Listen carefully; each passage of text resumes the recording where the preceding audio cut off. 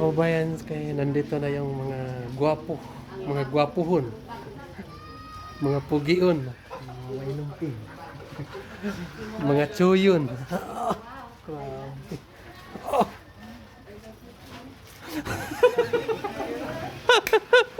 Bastos ka, bro. May isa pang pugion dito. Gana pa yung generator, Brad. Grabe. Brad, gana pa to, Brad. Gumagana pa to. Hindi na sira yan. Sira. Gusto mo sirain ko? Wag na, sira na yan. Ayan, Sir Paul. Yan, yung ano mo, sira na din. Okay pa yan? Tibay, no? Basig mahal Iba, no? na si B. Tanawa.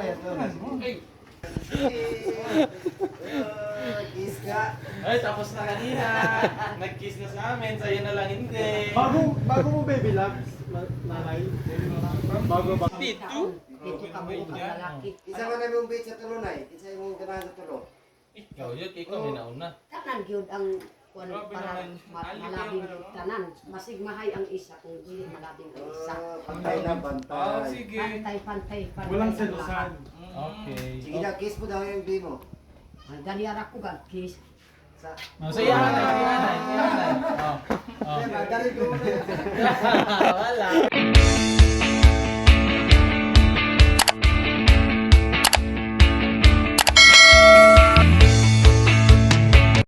Hello mga kababayan, magandang araw sa lahat. Kumusta na kayo dyan? So ngayon nga araw mga kababayan, so andito pa rin kami ngayon sa aming lugar. So wala pa kaming mission mga kababayan, no? So siguro ay sunod nga linggo yung pagsama-sama namin ulit dahil karating pa lang ni Sir Paul dito sa Davao at pinuntahan pa niya yung kanyang bagong pinapagawa doon sa kabilang barangay mga kababayan. Meron siyang anong tawag doon istong? Farm. So doon muna siya kahapon at ngayon may balak si Sir Paul mga kababayan nga pumunta rito. So yan ang inaabangan namin. So dito muna kami sa aming parkinganan. Meron lang ako ipakita sa inyo dito mga kababayan. May tao dito nga naggawa-gawa nga wala nagpaalam. Ayan.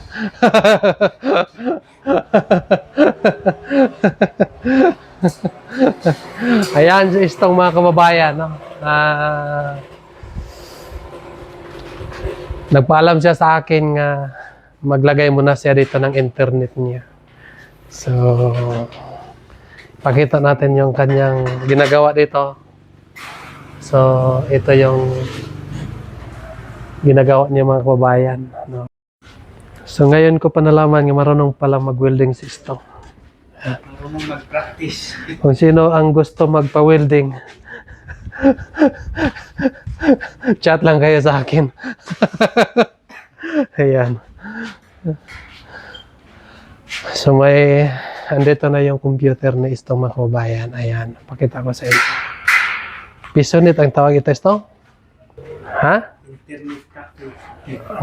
Yan. So, ito yung unang negosyo ni Istong mga kababayan. Ayan.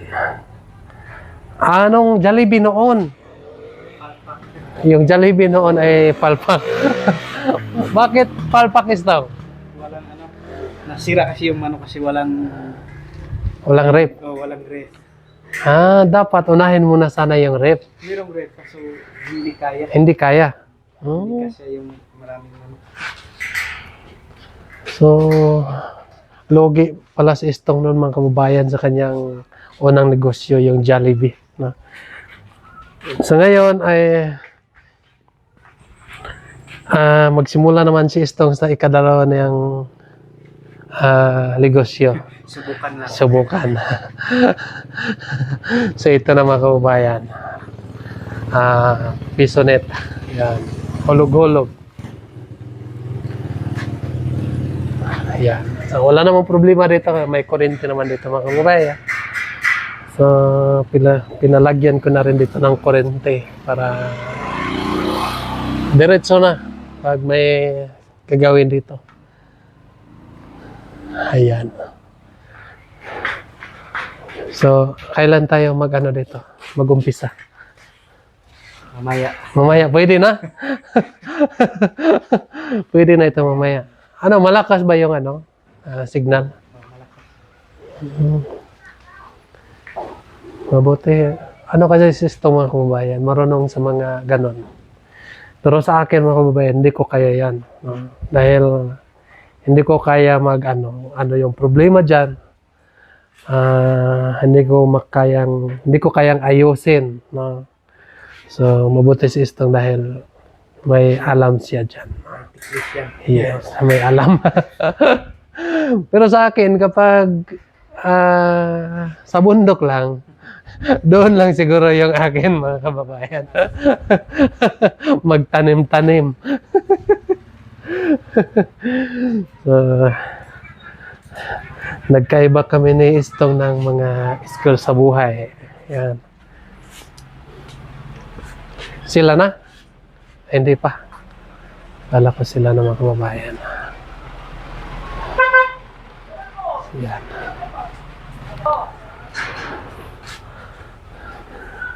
So dito mga kababayan ay nag-usap na kami ni Istong nga pag may ano na ako ipon na ako ng pangpuhunan ko. So doon na yung kanyang doro sa kabila. Yan. Isisira na niya dito. Kasi balak ko nga lagyan dito ng anong maganda. Sira-sira store. Sira-sira store mga kababayan.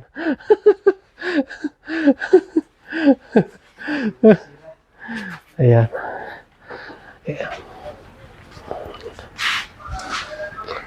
Mabuti kasi ito Istong, walang utang. Di ba? Hindi naman pwede yan utangin. Paano yan utangin?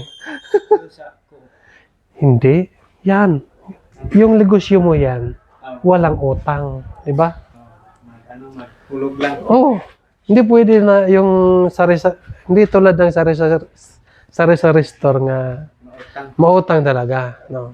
Lalo na magsabi nga, pautang mo na ng bigas kasi umiiyak na yung anak ko doon. Wala kaming sasaingin. Diba? Kahit hindi mo yan kakilala, bibigyan mo na dahil kawawa naman kapag wala silang sasaingin. No?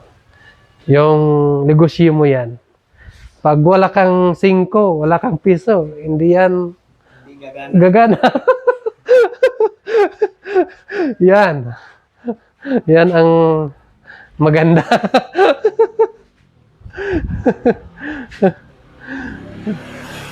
Diba? Tuloy lang dito pag may mag-trouble.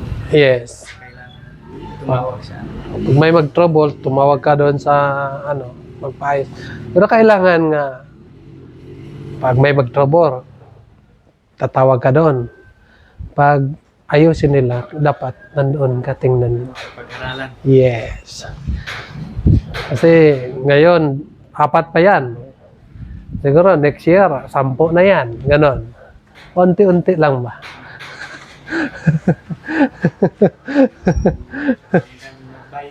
Hanggang mag-20, di ba?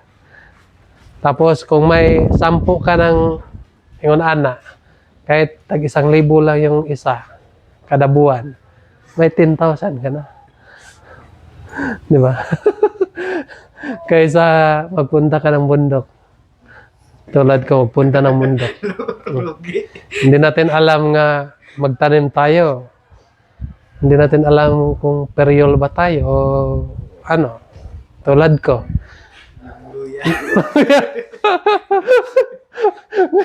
Ngayon, may makita ko nga loya, parang galit na ako sa loya.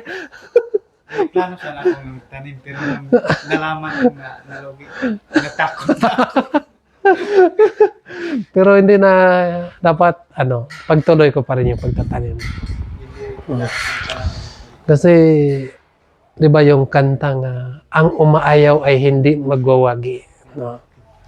So, pag ayaw mo na, talo ka na. So, yan. Pagpatuloy pa rin natin yung pagtatanim mga kababayan. Ayan. Grabe. So, ayun po mga kababayan. So, si Nanay Lorna ay nandyan lang sa kanyang tahanan. So, may inaantay kami ngayon mga kababayan pero wala pa. So, baka mamaya pa mga kababayan at meron pa silang pinuntahan. Ayan.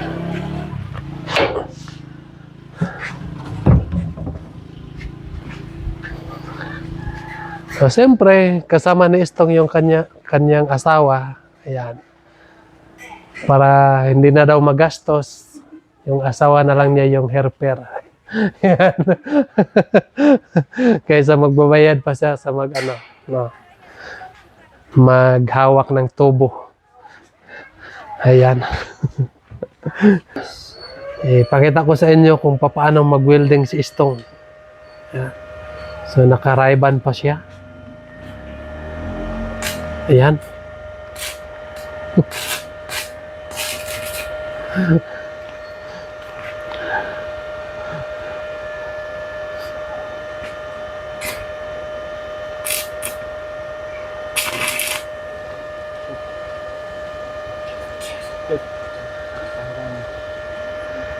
Ayusin mo.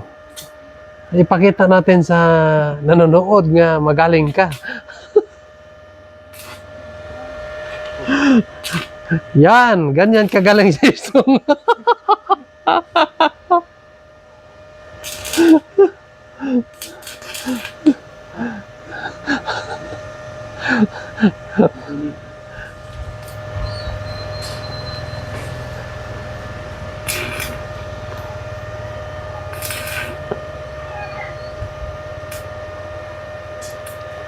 Bakit? Mainit.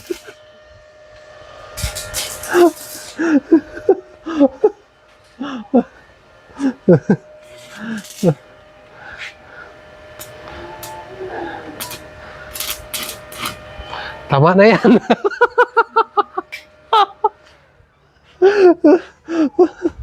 Oh.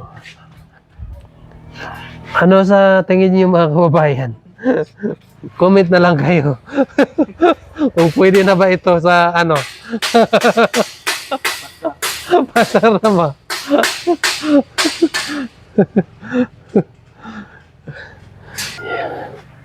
Dito na kayo nagsaing? Ano to? Wow. Saging. Dapat ganon. Pag mainit pa, masarap yan kainin. Pero pag malamig na, hindi na masarap mga kababayan.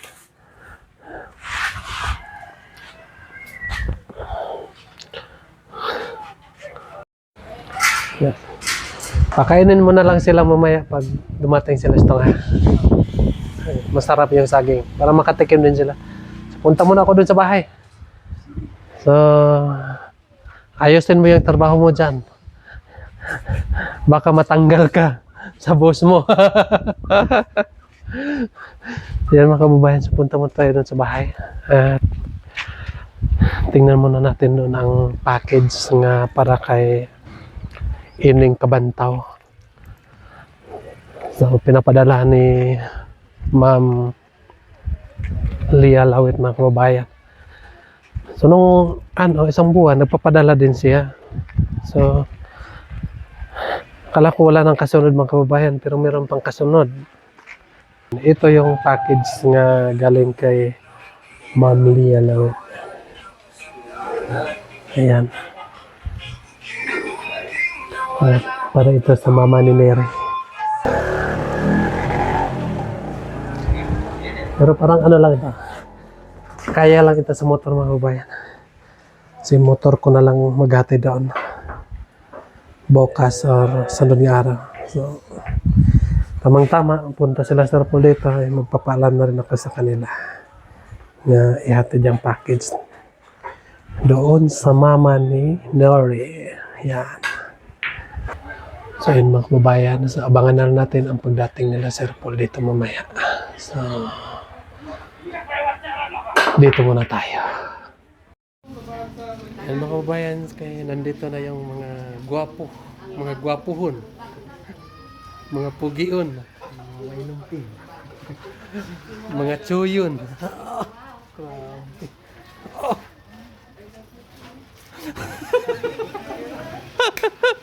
Bastos ka, bro. May isa pang pugion dito. Gana pa yung generator, Brad. Grabe. Brad, gana pa to, Brad. Gumagana pa ta? Hindi na sira yan. Sira. Gusto mo sirain ko? Wag na, sira na yan. Ayan, si Sir Paul. Yan, yung ano mo, sira na din. Okay pa yan? Tibay, no? Basig mahal Ibe, yan no? yung si Bita. Okay. Sabi ni Ate Joy, para sa beneficiaries daw, yung mga tinutulungan niyo. Send mo kay Ate Joy na. Hi Nanay, how are you? This is Lance! Ay!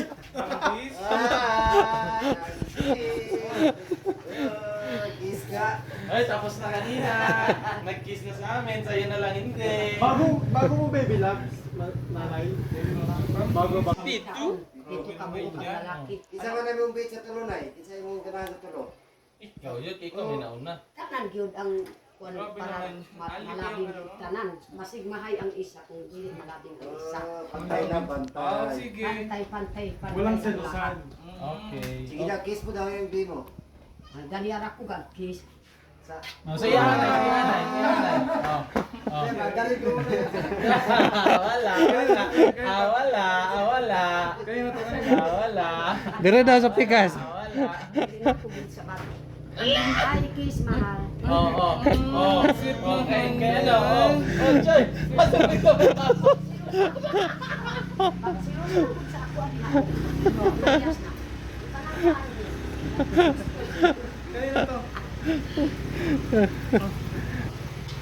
Bente, Nay. Pambili mo ng ano, Nay? Asukan. Pambili ng asukan ba? Masig na ikapi. Ang ganda doon yun. Ito yung ang ganda. No? Umangkin na. Kumangkin eh? Akong umangkin. Parang ano din. Anak pa, siya daw siya. Pag-kiss me baka. Yeah. Sige. Sige.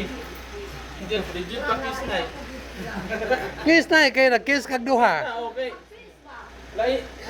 Lain po kayo, nag-kiss ka sa mo, tapos iya hadili. Ako lagi sige kiss Oh. niya. Kiss Kasi para mahidlo siya ba? Sige, pugsa yun, Nay, pugsa yun, Nay. Sa lubot lang daw. Sige, Nay. Nasa kuan. Sige, Nay. Sige, Nay. Sige, Nay.